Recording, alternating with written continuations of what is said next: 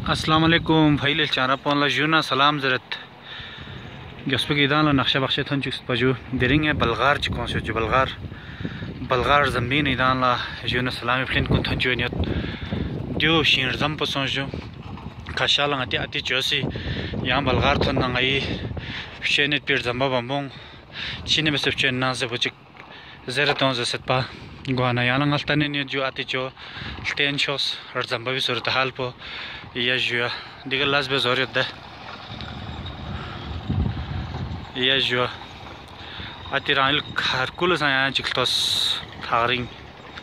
देना का यहाँ लड़े यहाँ मंजर चिल्ता न थे जो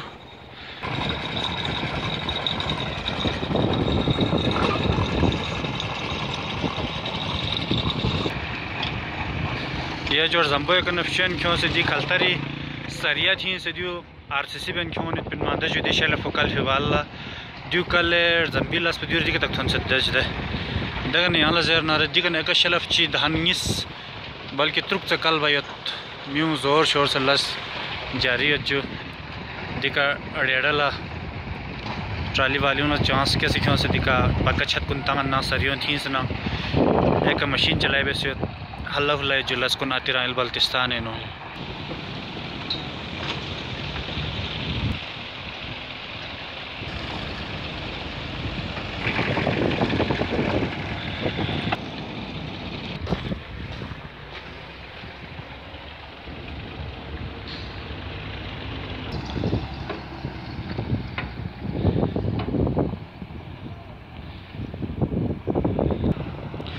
यह जो जम्बो करासों संगाए दसे जी टॉपी थने जो